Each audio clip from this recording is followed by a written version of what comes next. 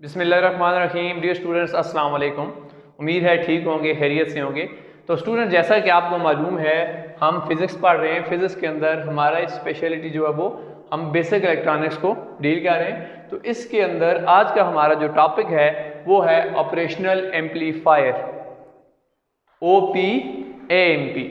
यानी कि हमने देखना है कि ऑपरेशनल एम्पलीफायर इलेक्ट्रॉनिक्स के अंदर क्या चीज़ है, ये कैसे बनता है, इसकी रिप्रेजेंटेशन हम करेंगे और ये देखेंगे कि ऑपरेशनल एम्पलीफायर इलेक्ट्रॉनिक्स के अंदर हमें किस काम आता है, ऑपरेशनल एम्पलीफायर के करैक्टरिस्टिक्स क्या क्या हैं, इसके ऑपरेशन के मोड क्या क्या हैं, ये कैसे काम करता है, हमने आज इसको डिटेल में देखना है। डियर स्टूडेंट्स, ऑपरेशनल एम्पलीफायर एक ऐसा एम्पलीफायर होता है, सिंपल एम्पलीफायर तो ये होता है कि हम एम्पलीट्यूड को इन्हांस करते हैं एम्पलीफायर के जरिए।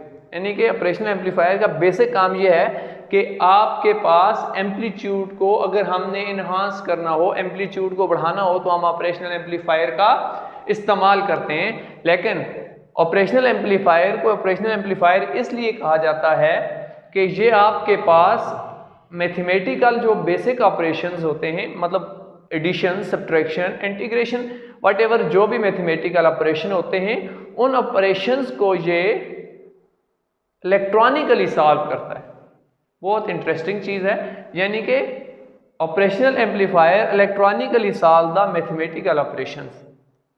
तो हम देखते हैं कि ऑपरेशनल एम्पलीफायर का सिंबल क्या होता है, ऑपरेशनल एम्पलीफायर का हम डिटेल में फंक्शन, इसका स्ट्रक्चर, ये चीज़ें हम देखेंगे।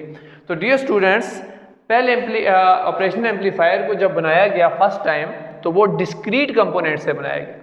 इट मीन्स ये बनाया गया ट्रांजिस्टर्स, कैपेसिटर्स, रेजिस्टर्स को सेपरेटली लगाकर अलग अलग एक बड़ा सारा आपके पास ऑपरेशनल एम्पलीफायर बनाया गया, जिसको हम यूज़ करते थे। लेकिन जो जो नैनो टेक्नोलॉजी ने तरक्की की, जो जो साइंस ने तरक्की की, तो इस ऑपरेशनल एम्पलीफायर को एक इंटीग्रेटेड सर्किट के ऊपर बिल्कुल छोटा सा बना दिया गया।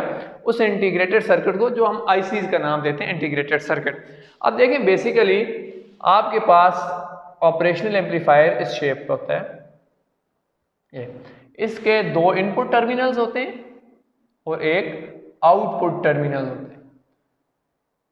1 2 इनपुट टर्मिनल्स, 1 आउटपुट टर्मिनल। अब काम क्या होता है इनपुट टर्मिनल्स का और आउटपुट टर्मिनल का? बेसिक ये होता है कि हम अपने सिग्नल्स वोल्टेज इनपुट टर्मिनल के जरिए देते हैं और ये एम्पलीफाई होके हमें लार्जर एम्पलीट्यूड के साथ आउटपुट टर्मिनल से रिसीव हो जाता है, मिल जाता है। अब होता क्या है, इसके जो दो टर्मिनल्स हैं, पहला जो टर्मिनल है इसको कहते हैं इन्वर्टिंग टर्मिनल, इन्वर्टिंग इनपुट, क्योंकि ये इनपुट टर्मिनल है, ठीक है। और ये वाला आपके पास है जी नॉन इन्वर्टिंग इनपुट, और ये आपके पास है जी आउटपुट, ठीक है। ये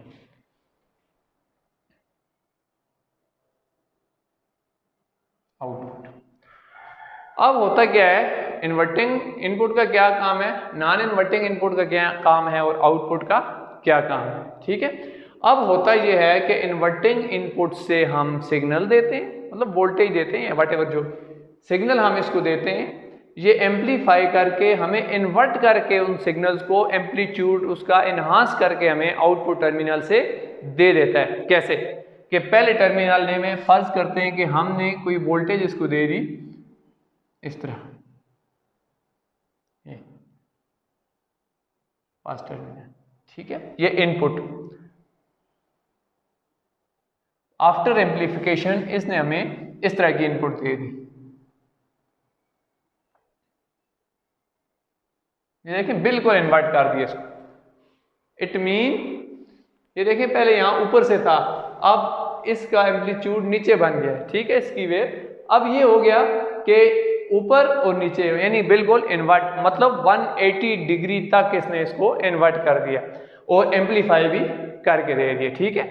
अब ये है कि इनपुट टर्मिनल में आप जो सिग्नल देंगे वो एम्पलीफायर आपको एम्पलीफाई करके आउटपुट टर्मिनल से देगा। एक तो उसका एम्पलीट्यूड भी ज़्यादा इन्हांस हो जाएगा और दूसरा इसकी डायरेक्शन बिल्कुल यानी कि इन्वर्ट हो जाएगा, पहले ऊपर था फिर यहाँ पर नीचे। ठीक है, ये हो गया इन्वर्टिंग इनपुट का काम। डियर स्टूडेंट्स, ये बात याद रहे कि आपके पास हमेशा इन्वर्टिंग इनपुट को हम नेगेटिव लेते हैं और नॉन इन्वर्टिंग को हम पॉजिटिव लेते हैं। ठीक है, अब ये हो गया जी कि नेगेटिव टर्मिनल मतलब फर्स्ट इन्वर्टिंग इनपुट टर्मिनल से जो हमने सिग्नल इसको दिए, इसने उनको एम्पलीफाई करके हमें वापस दे दिया फेज चेंज करके, एंगल चेंज करके 180 डिग्री। इसी तरीके से अगर हम नॉन इन्वर्टिंग इनपुट पर सिग्नल को अप्लाई करेंगे, जहां से इनपुट देंगे तो क्या होगा जी,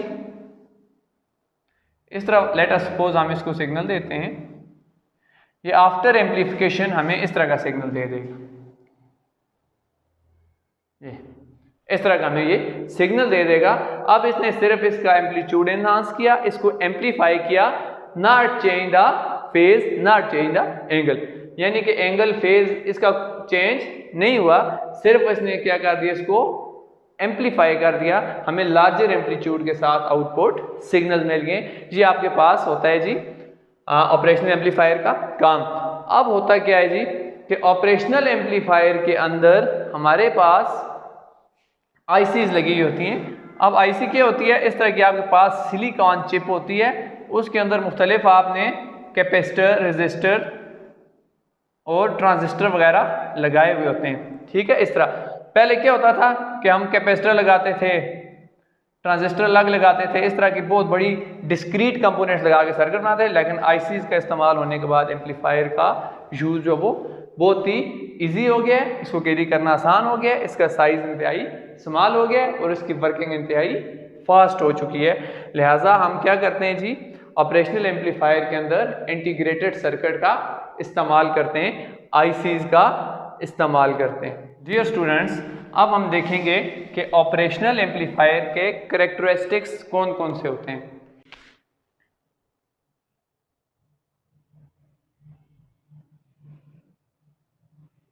कैरेक्टरिस्टिक्स ऑफ ऑपरेशनल एम्पलीफायर। अब ऑपरेशनल एम्पलीफायर के मेजर कैरेक्टरिस्टिक्स हमारे पास तीन होते हैं। पहला हमारे पास कैरेक्टर होता है कि रेजिस्टेंस। ठीक है, इसका एक कैरेक्टर जो है वो रेजिस्टेंस है। अब देखिए ये जो आपके पास दो इनपुट टर्मिनल्स हैं, नेगेटिव पॉजिटिव या inverting input, non inverting input, तो जाहिर बात है इन दो के दरमियान हमारे पास रेजिस्टेंस होनी चाहिए, otherwise current will be flow in between the two input terminals. और दूसरा जो आपका आउटपुट टर्मिनल होता है, इसके और ग्राउंड के दरमियान भी कुछ ना कुछ रेजिस्टेंस होनी चाहिए। अब देखें जो हमारे पास ये रेजिस्टेंस का मैं निशान बना रहा हूँ, रेजिस्टेंस, इनपुट रेजिस्टेंस। ठीक है, इस तरह मैं इसको नाम देता हूँ R input.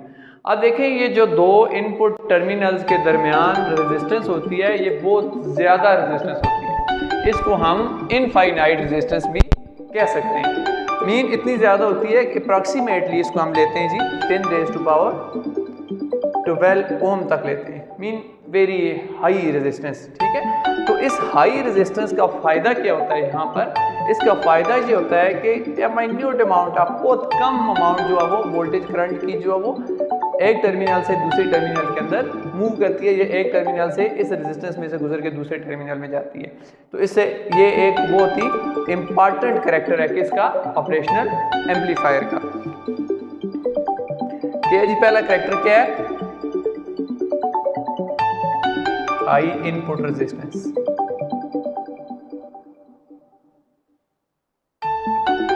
High input resistance. High input resistance is very important character of operational amplifier, which resists the current to flow between two terminal. A minute amount of current will flow between negative and positive terminal, and it is very important character. अब दूसरा character हमारे पास क्या है जी, low output resistance. Output आपकी जो resistance होती है वो इंतहाई कम होती है, लो होती है। ठीक है, ये वाली, ये जो ग्राउंड के साथ आपकी रेजिस्टेंस होती है आर नॉट, इसको मैं नाम दे देता हूँ। ठीक है, अब देखिए ग्राउंड के साथ आउटपुट की जो रेजिस्टेंस है उसकी वैल्यू बहुत कम है, इसकी वैल्यू तकरीबन अप्रॉक्सीमेटली हम कितनी लेते हैं जी, 100 ओम। मीन 10 रेज़ टू पावर 12 ओम कितना ज़्यादा और 100 ओम कितना कम है।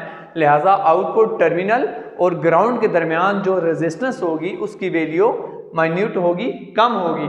ठीक है, उस कम वैल्यू का हमें फ़ायदा क्या होगा, इसका हमें फ़ायदा ये होगा कि it's output voltage can transfer a load greater a few kilo ohm. तो लिहाजा हमारे पास आउटपुट टर्मिनल और ग्राउंड के दरमियान, ग्राउंड यानी लोड, ठीक है, इनके दरमियान जो रेजिस्टेंस है उसकी वैल्यू कम होगी और जो इनपुट टर्मिनल्स है उनके दरमियान वैल्यू ज़्यादा होगी। तो इस ऑपरेशनल एम्पलीफायर के इंतहाई इंपॉर्टेंट दो कैरेक्टर हैं। ठीक है, और तीसरा आपके पास जो कैरेक्टर है वो सबको अक्सर मशहूर पता होता है, ज़्यादा वो यूज़ होता है आपके पास, उसको हम कहते हैं जी ओपन लूप गेन। ठीक है, या हाई वोल्टेज गेन। ठीक है, इनमें से आप जो नाम दे दें, ओपन लूप गेन कहें या हाई वोल्टेज गेन कहें। तीसरा कैरेक्टर क्या है जी, ओपन लूप गेन। अच्छा, ओपन लूप गेन क्या होता है? ओपन लूप गेन एक इंतहाई इंपॉर्टेंट इसका कैरेक्टर है। अब ओपन लूप गेन के अंदर हम क्या करते हैं जी, ये देखिए हमारे पास ओपन लूप गेन। अब मैं इधर एम्पलीफायर की डायग्राम बना देता हूँ इस तरह। ठीक है, इनपुट, नॉन इन्वर्टिंग इनपुट, ठीक है,